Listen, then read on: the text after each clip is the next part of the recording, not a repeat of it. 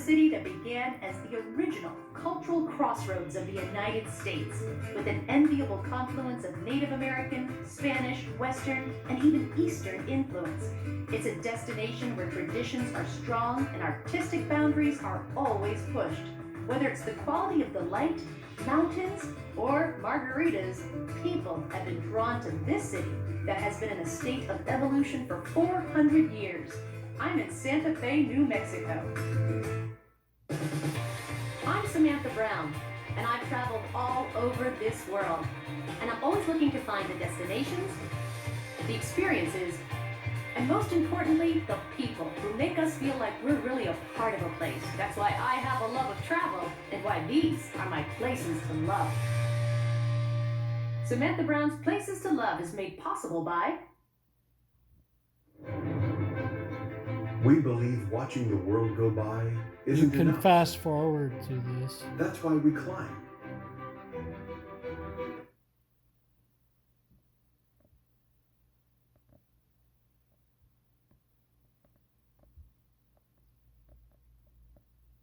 Okay. Travel to the one city that I have returned to most is Santa Fe. I've been here like 6 times. I brought my mom here, my sister here, just so they could experience the city different.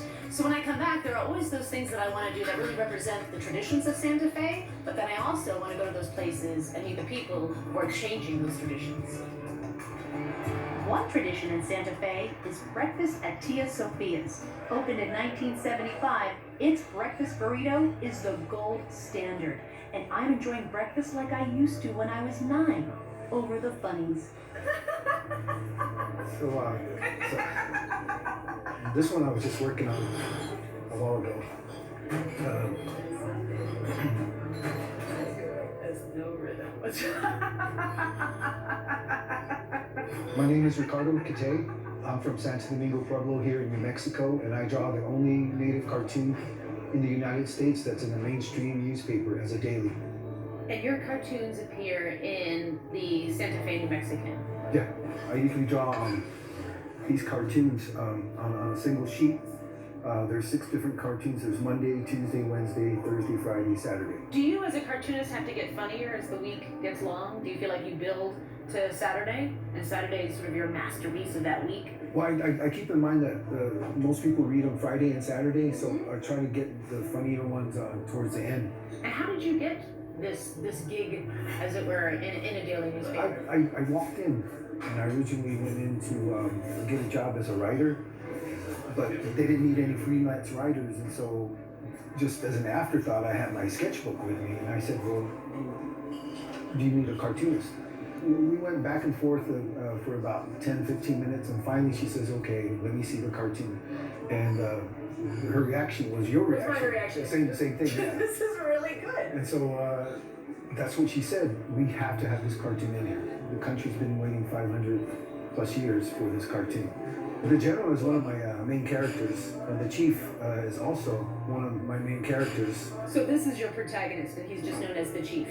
Yeah, it worked out because now the general who speaks for the dominant society and the chief speaks from the native point of view, and that's where the magic happens. It's pretty amazing. Because of the experience here, the Native American experience here, this could be very dark, but you've chosen humor. Well, why is humor important? Humor breaks the ice between people, and so when I first started, a lot of the jokes were from a native point of view, and I needed to make them more universal, so not only do natives get it, but non-natives as well. And so that's what I've been doing these past few years, is tweaking the cartoon to where now everyone gets it. I'm not speaking for any tribe or any individual. I answer to myself, and so I'm okay with that. You know, I think the country is ready for it now. I think the country needs this right now. Santa Fe is most famous for its intensity of great art, shown in over 300 galleries, museums, and shops. But one of its best collections of art also happens to be completely under the radar, because it resides in a most unlikely place, the State Capitol building. Cynthia, this is just a stunning building, isn't it? How many visitors a year do you get to the art collection? We get about 1,500 per week. And right now we're in the rotunda of the Yes. state capitol. We're in the rotunda. There is no art in this area, but there is on the existing floors above us. The collection does exist throughout the entire Capitol complex, which includes this main building, the Capitol walkway, and the Capitol North building. Dr. Sanchez has been with the collection since its inception in 1990, and she's helped nurture it from a handful of items to over 900 works of art. All the artists here, are they from New Mexico? Not necessarily from. We feature artists that have lived and worked in New Mexico. Some of them have lived in other areas and then have come to New Mexico. They have to have lived and worked in the state to be part of the collection. Ah, okay, so they have to have some sort of connection to the Yes, state. or have done a body of work here. Oh, now this is stunning. Yes, done by John Nieto, a triptych, Man's Best Friend, and he's a contemporary Native American artist. And does this artist know that they're right next to the House Appropriations and Finance Committee? Probably not. I mean, probably would want to be taken down if he did. I love the juxtaposition. I Oh, yeah, really it's do. great. It's great. These are Douglas Johnson's depiction of a Navajo ceremony, Harmonious Way. These portals are openings in the heavens for rain to fall into the ceremonial vessels. So who created this? This was done by Holly Hughes, an artist that lived in New Mexico for a long period of time, and she primarily in her work uses recycled materials. Is that right? And I'm looking at it, I'm like, is that a fishing reel That's for a, his that's a fishing reel for one eye and a lantern here for the other eye. She wanted to use the paintbrushes as a reference to how the buffalo was used with cave painting as well. Oh, So she wanted to make that little reference there. But for her, the buffalo is a very important icon for the West, a symbol of strength, of freedom. So this is her tribute to the buffalo. There's such an interesting relationship between art and politics. They don't always get along. You know, artists are there to challenge politics. Right. Politicians are there sometimes to take away the funding of artists. Right. And there are no tax dollars spent on the collection. Everything is gifted. People can't stomp in here and say, I don't want my tax dollars spent on that art. It's not.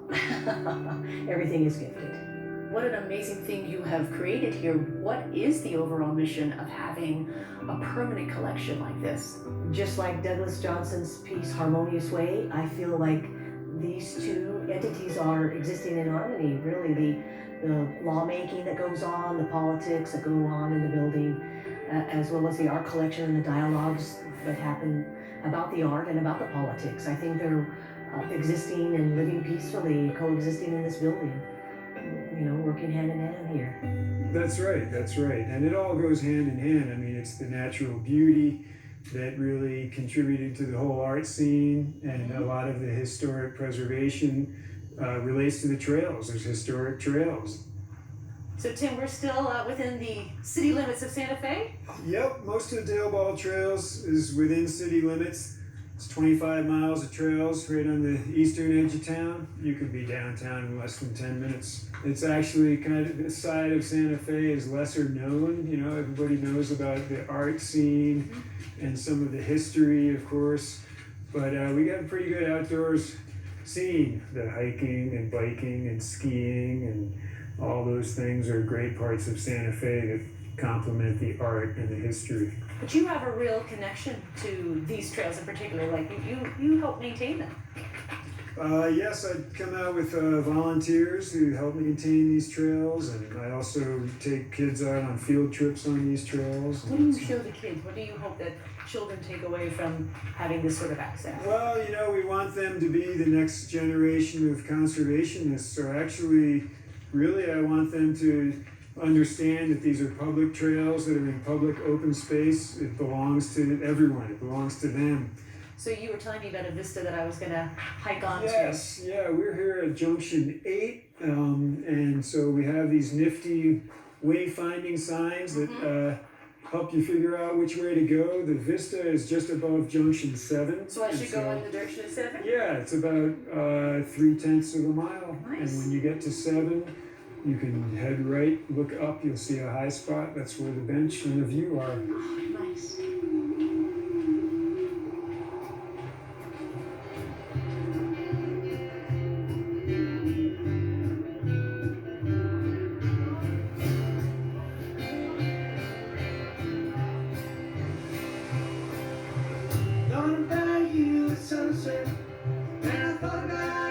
it done. Moon so bright I could have drove all night. Just my flashers on. There's another art form in Santa Fe, one that's celebrated throughout the city and known around the world. It's the margarita. And if you're gonna walk the Santa Fe Margarita Trail, one of the prime watering holes is this one, the Cowgirl.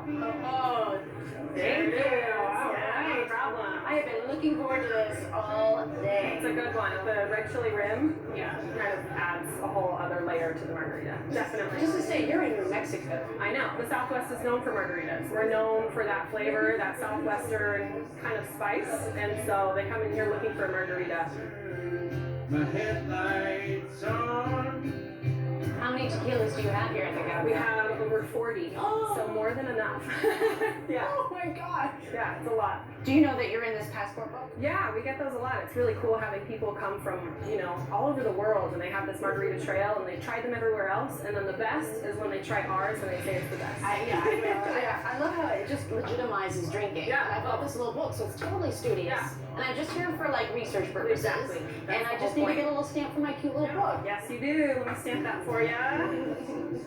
It's your first one. That's exciting. It's my only one. Yeah. The sky's just red and the radio's dead and it's going on red on. This is a place that celebrates the inner cowgirl in all of us. Great food, great drinks, great live music every night. Thank you so much. Thank you.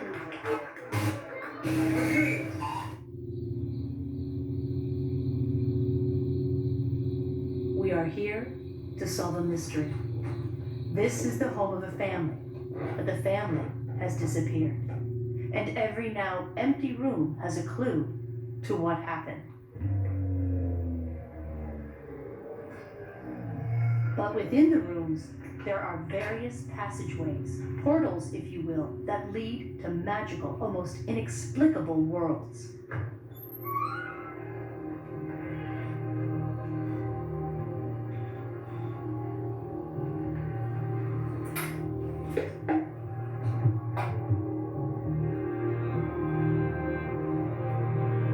I've slid into a truly unique experience. This is a 20,000 square foot art installation and storytelling experience called House of Eternal Return. I'm Willa Skye. I'm an artist. Currently, I'm working with other artists collaboratively on an immersive interactive art installation. It was created inside of a derelict bowling alley here in Santa Fe by the artist collective known as Meow Wolf. How do you describe what this is to people? I usually say it's a new format for storytelling as well as a new point to access art.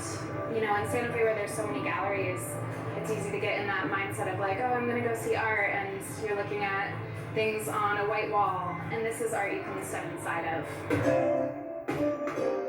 It's art you can step inside of, play within, and touch. There are light designers, and there's visual artists. I mean, I'm hearing music composition. How many artists did it take to create this? There are about 500 total people that worked on this project, including volunteers, and everyone started as volunteer. Why was the subject of the family important to that? It's relatable. Most people who come here are coming with their families. You recognize a house. You walk in and sure, it might not look like your house. It doesn't look like any of the houses in Santa Fe. And then you walk through the house and you're, recognizing elements of what you might see in your own home. But then things just start to get a little wonky. So you're more a part of the greater narrative if you start at that point of accessibility through relatability. You implore people to touch and feel and participate in this story. The children, who wouldn't normally enjoy a museum or a gallery that they're dragged to with their parents, are just running free, gleeful. I feel like it takes people out of this desire to escape into a video game or their cell phones or the internet or TV and actually be in a space where they can touch and feel and sense and enjoy it together. Right. Yeah, I mean, I feel like it's this art installation that it's so explorable, and yet what you've tapped into is everyone's innate desire to snoop in other people's homes. Oh, yeah. Right? To open up the medicine cabinet, to check out behind, and then to open the doors of closets, and of course, Right. they lead to wormholes that take you into these new universes. I guess we hope to, when people leave here, to give them this sense of possibility and the sense that, you know, that strange door that looks like a fake door on the side of some building might open up into another portal, and who knows? Yeah. But then, what did happen to that family? The only thing to do is look for more clues and be open to trying a new path.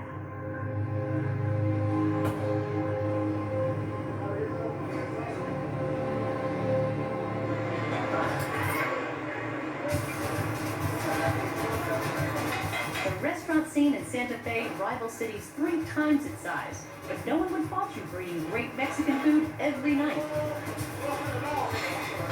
Actually, make that great northern New Mexican food, which you can find here at Tomasita's.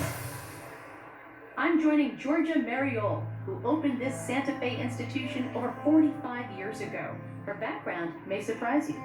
You are a daughter of Greek immigrants. That's Your right. father came through Ellis Island. That's right. My father was in the restaurant business.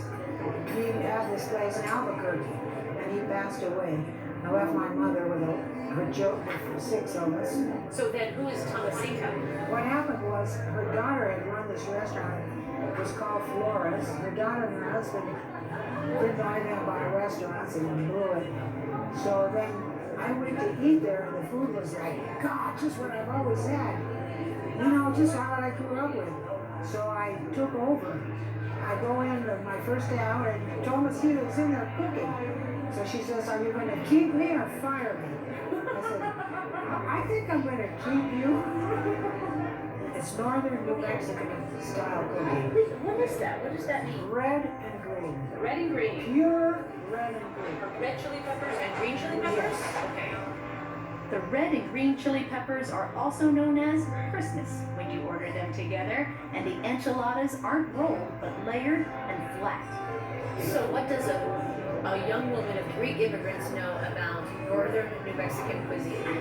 Here's what I know about it. This red and green chili is New Mexico soul food. So if you want to be very successful in the restaurant business, that's what you need to serve. And I love it because I grew up with it. Well, Georgia, this is fantastic. Well, thank you. Gracias and maracalo. Oh, take care.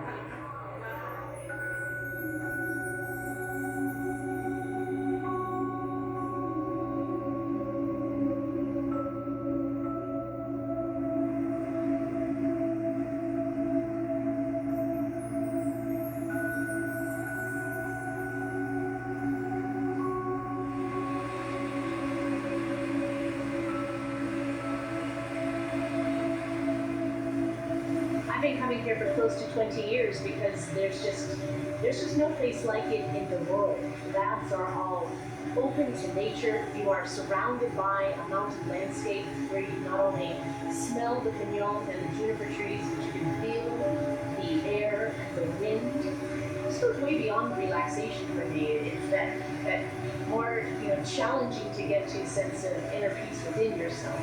And Santa Fe as a whole is a mecca for the therapeutic arts. People from all disciplines come from all over to practice here. And so for me, this city, whenever I come here, I make this sense of inner peace a big part of my experience. Bodywork, as I see it, is bigger than massage therapy. I'm Mark Hess. I'm a body worker here in Santa Fe. I've been doing this for 27 years.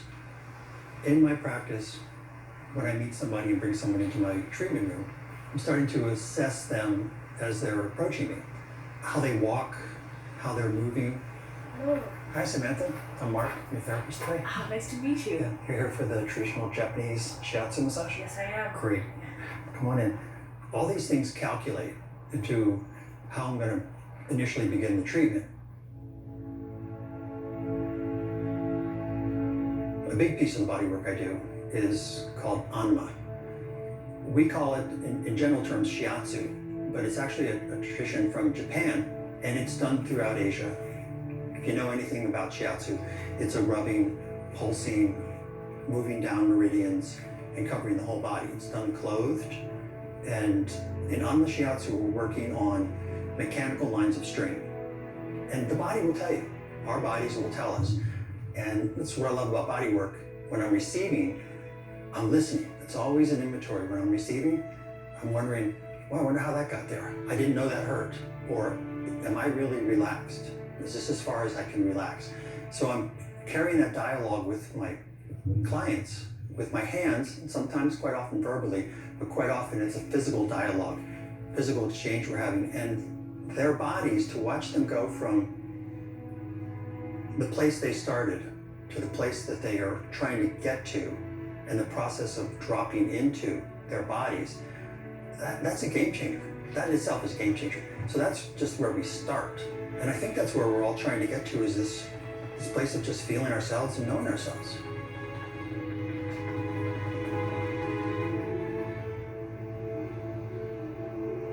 You could say that people have been trying to get to know themselves for centuries by coming to Santa Fe, and the Transcontinental Railroad made that even more possible.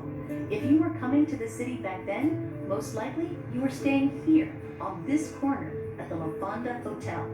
City records show that this has been the site of a hotel for 400 years, and today, travelers not only enjoy its history, but the romance of its original 1920s style. But for those who really love the unknown gems of history, Lavonda was once a Harvey house. Fred Harvey was the first person to start a chain of hotels and restaurants in the West that standardized excellent service. And although there are no more Harvey hotels, a part of his legacy still survives: the Harvey Girls. We really weren't aware of what we were, what it was all about. We just needed a job. We were going to spend the winter and see the world, We were 18 years old. We were ready for adventure, Harvey Girls were waitresses, skilled, gracious, and impeccably dressed. The Harvey Girl legacy spans from 1880 to 1965. So who was the clientele here? Who did you wait on? If they were filming a movie at that time, the movie stars stayed here. I remember waiting on Glenn Ford when he was filming Cowboy here, and he looked up with those blue eyes, and I thought I was going to go through the floor, You came here to Santa Fe in 1955? Correct. Is that it? Yeah. And you were from where?